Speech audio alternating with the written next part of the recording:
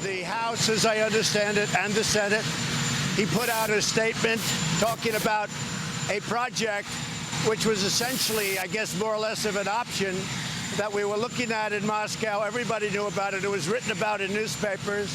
It was a well-known project. It was during the early part of 16, and I guess even before that.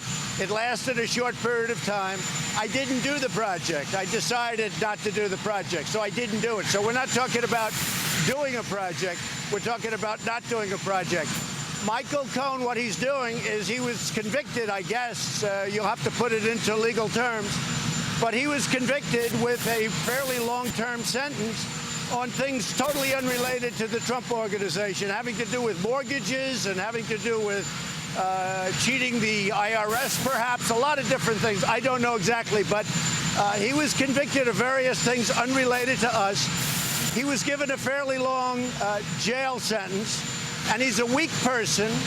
And by being weak, unlike other people that you watch, he's a weak person, and what he's trying to do is get a reduced sentence. So he's lying about a project that everybody knew about. I mean, we were very open with it. We were thinking about building a building. I guess we had in a form, it was an option. I don't know what you'd call it. I decided ultimately not to do it.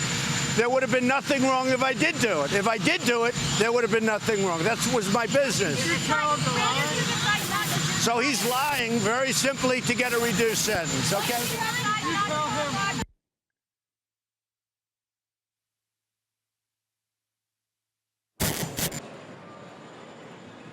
Sounds like we've lost. Oh, there we go.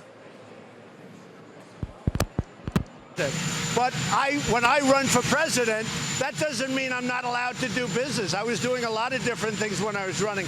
After I won, obviously, I don't do business from January 20th, but more importantly, which is a following year. But I ran a business. In fact, I often joke about the fact that I was the only person that campaigned and simultaneously ran a business. But that was a project that we didn't do. I didn't do. That was a project that wasn't done for a lot of reasons. Number one is that I was really, not that I had to do it, but I was focused on running for president. I wanted that to be my primary focus, not running or building a building.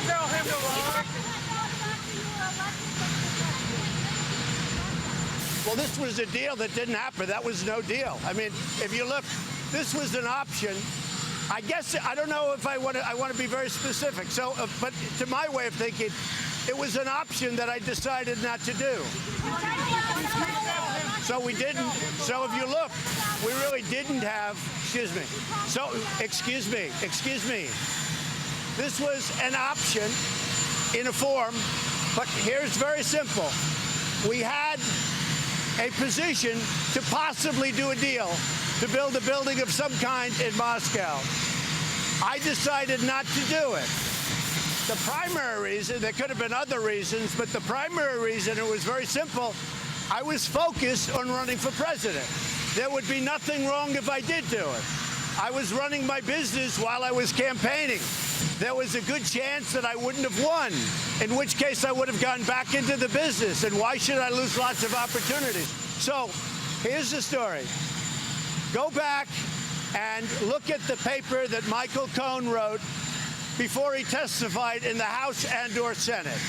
It talked about his position. What he's trying to do, because he's a weak person and not a very smart person, what he's trying to do is end, and it's very simple. He's got himself a big prison sentence, and he's trying to get a much lesser prison sentence by making up a story. Now, here's the thing. Even if he was right, it doesn't matter, because I was allowed to do whatever I wanted during the campaign. I was running my business, a lot of different things during the campaign. So very simply, Michael Cohen is lying, and he's trying to get a reduced sentence for things that have nothing to do with me. Now, let me go a step further. I think you should go back to, I think it was January. It was just reported very well by Catherine Herridge, who's a terrific reporter on Fox. She talks about a letter that he signed. I don't even remember it. And it specifically talks about this deal. This deal was a very public deal. Everybody knows about this deal. I wasn't trying to hide anything. Okay.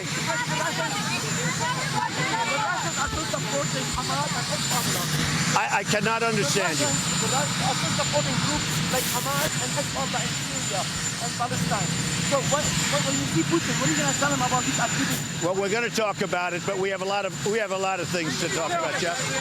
You're going into a summit shortly. What is your sense about a trade deal with China? What do you expect to say to Mr. Xi? I think we're very close to doing something with China, but I don't know that I want to do it because what we have right now is billions and billions of dollars coming into the United States in the form of tariffs or taxes. So I really don't know, but I will tell you that I think China wants to make a deal. I'm open to making a deal, but frankly, I like the deal we have right now. Are you going to meet with him? And if so, what are you going to do? I probably will be meeting with President Putin. We haven't terminated that meeting. I was thinking about it, but we haven't. They'd like to have it. I think it's a very good time to have the meeting. I'm getting a full report on the plane as to what happened with respect to that, and that will determine what I'm going to be doing. Okay?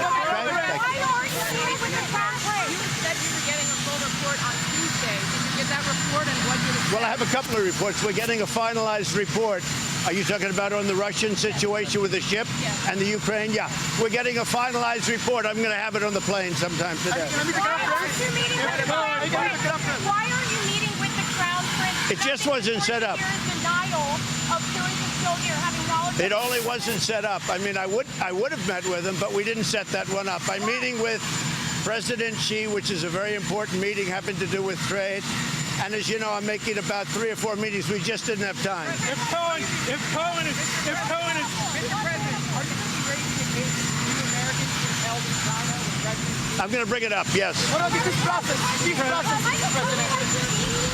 I don't hear you. You got to talk. You see that? You have a helicopter. No, the question was asked yesterday about pardons with respect to Paul Manafort, who it's very sad what's happened to Paul, the way he's being treated. I've never seen anybody treated so poorly. But the question was asked to me by the New York Post, and I said, no, I have not offered any pardons. And I think they asked, or whatever, would you? I said, I'm not taking anything off the table.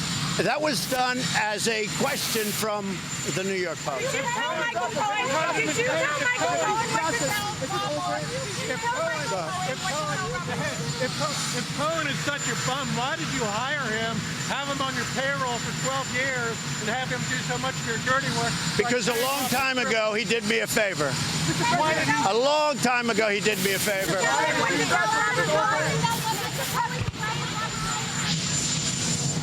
No, not at all. Not at all. I'm not worried at all about him. You just take a look at his written document. Go back, take a look at what he wrote in, I think, January. He has a written statement, and that's the fact. Yeah. There is a campaign in the city of Strasbourg who wants to push people to vote for the European election, saying, friends, we don't want the European Union to be like Trump's America. What do you want to tell them? What do you want? I don't know what, you know, you can't with a helicopter. Sorry. What do you want to tell them?